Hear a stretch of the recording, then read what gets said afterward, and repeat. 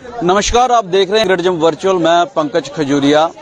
वादी कश्मीर में जिस प्रकार का माहौल है, वहां पे जश्न कश्मीर तो मनाया जा रहा है, लेकिन हाल कश्मीर में आपको मंदिरों के शहर जम्मू से हर रोज बताने की कोशिश करता हूं। और वहां पे खासूसन तौर पे कश्मीरी पंडित समुदाय और डोगरा एम्प्लॉयज और रिजर्व कैटेगरी के तहत वहां पे मुलाजमीन हैं, वो सेलेक्टिव टारगेट्स और टारगेट्स किलिंग के चलते वहां से मूव करके जम्मू में आके धरना प्रदर्शन कर रहे हैं, डिमांड कर रहे हैं रिलोकेट जम्मू में किया जाए, वहां पे माहौल खौफनुमा है और ट्रांसफर कंप्रहेंसिव पॉलिसी बनाई जाए।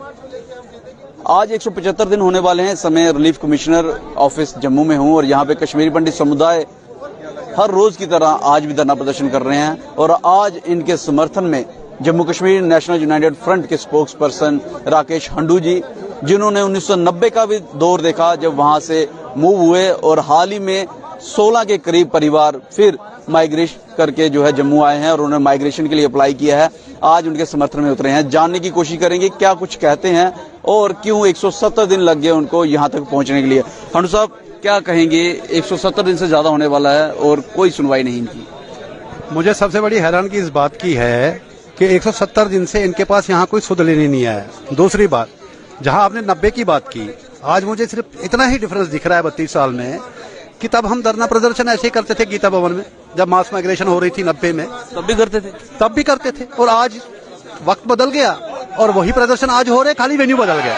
अब गीता भवन से रिलीफ कमिश्नर, तब सारे रिलीफ कमिश्नर या जितने भी तहसीलदार वगैरह थे, या चाहे वो माइग्रेट सर्टिफिकेट बनानी है, चाहे रिलीफ देना है, किसी को राशन देना है, वो गीता भवन से होता था और शिव मंदिर से लाइन लगती थी पीछे। तो वही हाल है आज की डेट में।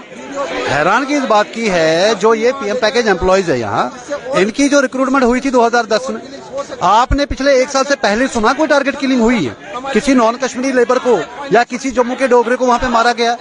जब भी ये दिल्ली में या वहां पे नागपुर में जुबान खोलते हैं, उसका खमियाजा कश्मीर में हमें भुगतना पड़ रहा है। अब पॉलिटिकली इसको टारगेट कर रहे हैं। पॉलिटिकली टारगेट नहीं कर रहा हूं मैं, हमें एक उम्मीद थी। अब आप पॉलिटिकल की बात कर रहे हो। 2008 में हमने पॉलिटिकल पार्टी क्यों बनाई? क्योंकि हम 90 से निराश हो गए थे। तो हमारे जो कश्मीरी समाज के कुछ दिग्गज लोग थे, पढ़े लिखे लोग थे, उन्होंने 2008 में देखा कि हमें कोई सुध नहीं ले रहा है, पॉलिटिकल पार्टी को हमारी याद आ रही है। लेकिन 2008 में मैंने भी इलेक्शन लड़ा है फारूक अब्दुल्ला के हजरतुल कॉन्स्टिट्यूंसी से। 14 कैंडिडेट हमने खड़ा किए। उस टाइम पे भी हमें मालूम था हमारी जमानत जब्त हो जाएगी, जिन्होंने हमें निकाला वो वोट थोड़ी डालेंगे। बट ये था कि हम अपना हक जो है वहां नहीं छोड़ेंगे। उनको एक मैसेज देंगे कि कश्मीरी पंडित को आपने निकाला है, लेकिन कश्मीरी पंडितों का तो 7 पलायन पहले हो चुके हैं। हमने अपने रूट्स वापस गाड़े हैं, हमारे पूर्वजों ने इचले गए थे। तो 2008 हम निराश होकर हमने पॉलिटिकल पार्टी बनाई। उसके बाद हम आराम से बैठ गए। 2014 से हमें आशाएं जग गई, मोदी जी आ गए। तो मैं आज आपके माध्यम से मोदी जी, जो यहाँ पे कश्मीरी हमारे केडीडी जिसको बोलते हैं, डिस्प्लेस डिस्ट्रिक्ट, उनसे सवाल पूछना चाहता हूँ कि बताइए 8 साल में आपने कश्मीरी पंडितों को वादे के अलावा या बलि के बकरे के अलावा क्या किया? मैं आपके माध्यम से पूछना चाहता हूँ खजूरिया जी, मुझे बताए तो, सवाल का जवाब तो दे। आज ये 1 साल से ही क्यों टारगेट किलिंग हो रही है? इससे पहले इसका जिम्मेदार कौन है? आज यहाँ की एडमिनिस्ट्रेशन कहाँ है? कल से एक सोशल मीडिया पे ऑर्डर निकल रहा है, कई डिपार्टमेंट्स में सैलरी रिलीज हुई है, ऑर्डर निकला है, हुई नहीं है, 41 दिन पुराना ऑर्डर है। अरे गवर्नमेंट में कंफ्यूजन है। मनोज सिन्हा जी कहाँ सो रहे हैं, कहाँ वो जश्न कश्मीर मना रहे हैं? आप देखो रोज कोई ना कोई सेंट्रल मिनिस्टर कश्मीर में रिश्ता गोश्ताबा तबखमात खाने जा रहा है, नए नए प्रोजेक्ट कर रहा है। अरे इनको सुध नहीं लेने आ रहा है कोई भाई। अभी वेसू में थे कल मनमोहन, ये अपने गवर्नर साहब हमारे वहाँ पे कुछ कर रहे थे, वहाँ पे बगल में हमारा कैंप भी है। भारतीय जनता पार्टी ने कमेटी बनाई थी, इनकी सूद लेने आए थे। डॉक्टर निर्मल सिंह जो उप मुख्यमंत्री रह चुके हैं जम्मू कश्मीर रियासत के, वो उसमें लीड कर रहे हैं। हाँ, तो वो जब गए तो उनका बयान आया ट्विटर पे, बोलते जो वहाँ पे अभी रिसेंट पलायन हुआ है सोपोर के गाँव से, वो लोग बेचारे जम्मू में बैठे हैं। बोलते हैं जी वो तो समर कैपिटल में गए हैं, क्योंकि वहाँ पे क्रॉप्स वॉप सब निकले हैं। वो तो ऑन रिकॉर्ड बयान है उनका। उन्हीं को वो कहते हैं ना कि मेरा कातिल भी तू ही, मेरा मुंशी भी तू ही है। कमेटी तो बना दी दिखाने के लिए और ट्वीट कर रहे हैं। मैं आपको शेयर कर लेता हूँ, अभी वही लिख रहे हैं। बोलते जी जो अभी वहां से माइग्रेशन हुई है पूरन भट्ट के मरने किलिंग के बाद, वो लोग तो जम्मू आए समर कैपिटल में। ये तो उनके परिवार से बात हुई थी, वो कह रहे हैं माइग्रेट करके आ गए, दोबारा वापस नहीं जाएंगे और अपनी जमीन लगभग 200 कनाल के करीब जमीन है और 19 परिवार थे उस गांव में, वो छोड़ के आ चुके हैं। भाई साहब मैं वही बोल रहा हूँ, ये वो परिवार थे जो 32 साल से मैंने 90 के हालात देखे हैं, मैंने एंटी मिलिटेंसी ऑपरेशन में जगमोहन के टाइम पे काम किया हुआ है। मैंने 2008 में इलेक्शन भी लड़ा है। मैं गांव गली गली मोहल्ला मोहल्ला घुमा हूं। तो मैंने इलेक्शन कहाँ से कंटेस्ट की थी? हैदराबाद कॉन्स्टिट्यूंसी। हैदराबाद से? हाँ, बेसिकली मेरा बर्थ प्लेस है रैनावारी, तो हैदराबाद कॉन्स्टिट्यूंसी पड़ती है, मतलब रैनावारी उसके अंडर पड़ता है। जब हमने पॉलिटिकल पॉइंट पे भी आएंगे, लेकिन आप मेरे साथ कुछ साथी हैं कश्मीरी पंडित समुदाय के, पीएम पैकेज के तहत लगे थे। इनकी सैलरी जो है वो बंद हो रखी है। जहां पे धरना प्रदर्शन पे तो बैठे हैं, लेकिन सैलरी बंद हो गई है। दो तरह का इनके साथ इस वक्त बर्ताव है। अगर वादी कश्मीर में जाते हैं तो टारगेट स्केलिंग का खतरा है, यहाँ पे है तो सैलरी बंद होगी। इस पे क्या कहेंगे? मैं वही तो बोल रहा हूँ कि गवर्नमेंट कंफ्यूज्ड है, कहाँ सो रही है सरकार। अरे इनसे बात तो करो, बुला लो इनको। आप पिछले 8 साल में एक क्वार्टर नहीं बना पाए। जगती मनमोहन सिंह, पीएम पैकेज मनमोहन सिंह, आप भले ही कितनी गाली दो। अब ये सोशल मीडिया का वीडियो जाएगा, मुझे बोलेंगे देशद्रोही, मुझे बोलेंगे कांग्रेसी। हमारे साथ में विडम्बना यही है कि जब भी हम सरकार से सवाल पूछेंगे, हमारे को टीका लगाया जाता, हमारे ही समाज के लोग, कि ये तो बीजेपी का अपोजिशन है मोदी जी का, ये तो कांग्रेसी है, ये तो एंटी नेशनल है। सबसे बड़ी दुख की बात तो ये है, वो मुझे आज बता दे 8 साल के अंदर आपने कश्मीर में एक क्वार्टर बनाया। जब राजनाथ सिंह जी थे होम मिनिस्टर, उमर अब्दुल्ला की सरकार थी, उस टाइम पे उनको एक ऑफिशियल लेटर दिया गया कि आप लैंड आइडेंटिफाई करो। बजट एलोकेट हुआ, रह रहे हैं, क्या गारंटी है उनको कि घर से बाहर उनको नहीं मारा जाए? जो बंदा वहां पे 15 दिन पहले 15 से कभी निकला ही नहीं, उसको तो घर के दरवाजे के बाहर मारा गया। उसके जैसे आपने बोला 200 कनाल जमीन छोड़ के आया। सर मेरी 3 महीने से बंद है और बाकियों की भी यहाँ 4-4, 5-5 महीने से बंद है। क्या कहते हैं डीडीओ? जैसे मैंने कल कई डीडीओ से बात की थी तो उन्होंने कुछ कहा था, बाद में वो ऑर्डर भी रिलीज हुआ, लेकिन डीडीओ क्या कहते हैं? अगर आपकी बातचीत सर डीडीओ ने कोई रिटर्न ऑर्डर नहीं निकाला है। रिटर्न ऑर्डर पे तो कोई बात नहीं करता, हर कोई बोलता है कि वर्बल हमें वो ऑर्डर्स मिले हुए हैं, ऊपर से ऑर्डर आया है। अब वो ऊपर कहाँ से आ रहा है वो नहीं पता हमें। देता है कोई बोलता है प्राण नहीं भरा है आप लोगों ने, शायद आपकी तब नहीं रिलीज हो रही है। ये बहाने हैं सारे। हमने सब कुछ कर दिया है, हमारा सब कुछ हो चुका है पूरा, बट फिर भी हमारी रिलीज नहीं कर रहे। क्यों नहीं कर रहे हैं वो जाने, रीजंस क्या है। हम लोगों ने और कोई बात नहीं किया, उल्टा हमने ये बोला कि हमें बैठ के सैलरी नहीं चाहिए, हमको किसी के ऊपर बोझ नहीं है। जो है सेंटर देता है वो हमारे लिए वहाँ पे भी देता है, यहाँ पे भी वही दे सकता है। हम उसी सेंटर से ही गुहार लगा रहे हैं, हम उसी गवर्नमेंट से गुहार लगा रहे हैं कि हमारे लिए, हमारी जानों के लिए कुछ किया जाए। हम लोग पे चलती नहीं है तो हम पे टेररिज्म अपना रहे हैं, जिन पे चलती है उन पे अपना रहे हैं कि आप लोग वहाँ जाइए और वहाँ पे 10 से 4 उनको बता के भी रखा है कि 10 से 4 ये लोग हैं यहाँ पे, आप लोग मार सकते हैं। हम जाएंगे, हमें मार दिया जाएगा, फिर क्या होगा? हाँ, ये बहुत निंदा की बात है, ये बहुत गलत बात है, सारे कंडेम करेंगे, सब कुछ करेंगे, बट हमारे लिए कोई कंक्रीट प्लान नहीं आएगा, फिर से नहीं आएगा। जैसे अभी तक इतनी मौतों पे नहीं आया तो आगे भी कहाँ आएगा। इसीलिए हम लोग ये चाहते हैं कि और एक लाश ना बिछे।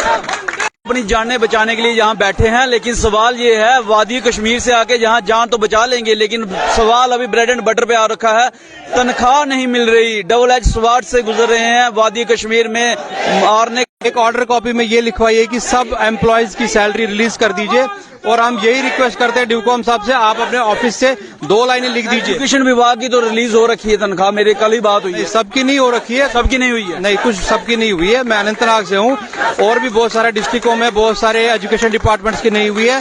और डिवकॉम ऑफिस का यही कहना है, मेरी बात हुई थी, बाकी डीडीओज यही कह रहे हैं कि आप डिवकॉम ऑफिस से 2 लाइनें लिखवा के लाइए कि भाई सारे एम्प्लॉयज की सैलरी रिलीज कर रहे हैं, तभी हम आपकी सैलरी रिलीज करेंगे। डिवकॉम ऑफिस क्या कहता है? डिवकॉम ऑफिस कह रहे हैं हमने कमेटी बनाई है, हम बात कर रहे हैं, हमने मीटिंग भेजी है, फाइल भेजी है हमने। देखिए जी, कल वाली बात आज दोबारा आ गई है। कल एक लेटर आया था आरडीडी का, जिसमें 42 दिन लग चुके उस ऑर्डर को फॉरवर्ड करने में डायरेक्टर ने रिस्पेक्टिव डीडीओज को। आज फिर वही बात है। सवाल यह है कि सरकार की मंशा है इनको तनख्वाह दी जाए। Under secretary Jammu Kashmir UT ने एक ऑर्डर रिलीज किया था 29/9 को आरडीडी को कि इनकी तनख्वाह रिलीज की जाए, लेकिन सरकार के उस ऑर्डर को नजरअंदाज किया गया। अब बात आज मैं इनसे कर रहा हूं तो एजुकेशन विभाग की है, और एजुकेशन विभाग को यह कहा जा रहा था कल तक कि बड़े सारे कर्मचारी हैं, उनकी सैलरी रिलीज कर दी गई है, लेकिन अभी भी कुछ ऐसे विभाग हैं एजुकेशन के अंदर, कुछ ऐसे कर्मचारी हैं जिनकी सैलरी रिलीज नहीं की गई है।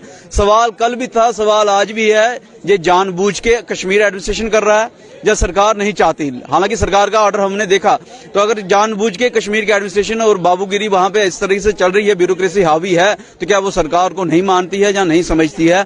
ये राय मैं आपसे जरूर जानना चाहूंगा। और इन कर्मचारियों का क्या कसूर है जिनकी सैलरी बंद कर दी गई है, और वह कौन सी ताकतें हैं जो इनको तो वहां बसने नहीं देना चाहते, वो तो अलग सी बात है, टारगेट किलिंग करते हैं, लेकिन इनकी सैलरी भी रोकना चाहती हैं। वो ताकतों को चार्ट आउट करने की जरूरत है। आप क्या समझते हैं, हमें जरूर जानकारी दीजिएगा। हांडू जी के पास चलेंगे लास्ट में एक बार फिर से। हांडू जी, अब चलेगी बात आपकी 90 का दशक आपने देखा, उस समय आप जहां पे आए, ये भी दशक देखा आपने, इलेक्शन भी लड़ी फारूक अब्दुल्ला के साहब के खिलाफ। क्या वजह रहेगी कश्मीरी पंडित समुदाय अपनी political party Jammu Kashmir national United front होने के बावजूद भी कहीं ना कहीं अपने आप को आज की डेट में ठगाव महसूस कर रहा है? देखो, उसका बहुत बड़ा लॉजिक ये है और रीजन ये है कि कश्मीरी पंडित जो स्कैटर्ड है, लंदन से लेके यूएसए से लेके आप कहीं भी चले जाइए, तो हमारे वोट स्कैटर्ड है। और हमारी जो यहाँ पे गेम खेला गया, मैंने वहां पे देखा, हमारी कई कॉन्स्टिट्यूंसीज है, मैं अपनी कॉन्स्टिट्यूंसी की बात करता हूँ, हजरतबल। तो हजरतबल को इन्होंने, जहां 2-3 एरियाज थे जहां पे हमारी, मैं ये नहीं कह सकता हूं कि कश्मीरी पंडितों की मेजोरिटी थी, बट 40-60 का रेशियो था, जिसमें रैनावारी, जहां से मैं बिलोंग करता हूं, जैसे अब्बा कदल, अगर मोहम्मद लड़ते नेशनल कॉन्फ्रेंस से, उसके 2 हिस्से कर दिए तो पंडित वोट बढ़ गया। अब हब्बा कदल को क्या किया, जड़ी बल जोड़ दिया, तो वहां पे कश्मीरी पंडितों के वोट बढ़ गया। इस पे बाद में बात करेंगे। एक सवाल यहां से निकल आया, ये जो साथ क्यों नहीं आते हैं? मैं आपको बहुत बधाई देता हूं इसके लिए, आपने बहुत अच्छा सवाल पूछा है। तो एक तो जवाब दूंगा जो आपने निर्मल सिंह जी के बारे में बोला। आज जो जेएंडके में गवर्नर साहब हैं, ये आज यूटी है, इसको चलाने वाली सेंट्रल गवर्नमेंट पे आती है कि हमारे समाज के लोग, हमारे सो कॉल्ड लीडर बोलूंगा फिर से, और रिप्रेजेंटेटिव, जो टीवी पे डिबेट आप देखते हो, जिनकी तरफ आप इशारा करना चाहते हो, उनका आप उठाइए, वो कभी कश्मीर रहे नहीं है, वो कश्मीर पैदा हुए नहीं है। उन्होंने किताबें पढ़ पढ़ के इनसे सुन लिया, इनसे सुन लिया, इनसे सुन लिया, इनसे सुन लिया, और टीवी डिबेट पे बैठ गए, क्योंकि वो टीआरपी के लिए उनको पैसा मिलता है वहां पे। उनको रियलिटी में आप उनका गूगल कीजिए, आजकल तो सोशल मीडिया, आजकल तो एवरीथिंग इज अवेलेबल। मैंने बोला, मैंने 2008 में इलेक्शन लड़ा, आप गूगल कीजिए, आपको पता चले बीजेपी से ज्यादा वोट मेरे को कश्मीर में आए। बीजेपी ने वहां पे लोकल मुसलमान को टिकट दिया। संजय सराफ जी की लोक जनशक्ति पार्टी से भी एक मुसलमान लड़ा था 2008 में, मैं उसके आगे निकल गया जब मैं जयपुर से यहाँ लड़ने आया था। तो ये बीजेपी का चेहरा है, जो ये अभी नाच नगमे और डांस कर रहे हैं श्रीनगर में। इन्होंने तो कांग्रेस को तो अल्टीमेटली 87 में फारूक अब्दुल्ला की सरकार गिरानी पड़ गई और राजीव फारूक अकॉर्ड हुआ, और ये बंदूक। सवाल मेरा फिर वही है, इस पे बाद में बात करेंगे कि कश्मीरी पंडित समुदाय के सो कॉल्ड लीडर और रिप्रेजेंटेटिव एक प्लेटफॉर्म में, श्रीनगर की बात करूं, लाल चौक में क्यों नहीं एक साथ इकट्ठा होकर कहते हैं कि अगर गलत हो रहा है, आप आज समर्थन में आए हैं, हमारे साथ गलत हो रहा है, या जम्मू में कहीं एक प्लेटफॉर्म पे कि हमारे साथ गलत हो रहा है, वो एक साथ इकट्ठा क्यों नहीं होते हैं? मैं ये जानना चाहता हूं, उनका कोई सेल्फ इंटरेस्ट है या कुछ अपना मोटिव हो सकता है? भाई साहब, मैं वही बोल रहा हूं, मुझे बोलना नहीं चाहिए। सेल्फ इंटरेस्ट नहीं होते तो आज वो यहाँ खड़े नहीं होते। हाँ, कुछ नेता थे, मैं सबको ब्लेम नहीं करता हूँ। ये जंतर मंतर आए थे, वहां पे मैं भी था, और कुछ हमारे वहां पे जो एसोसिएशन है वो भी सामने आए हैं।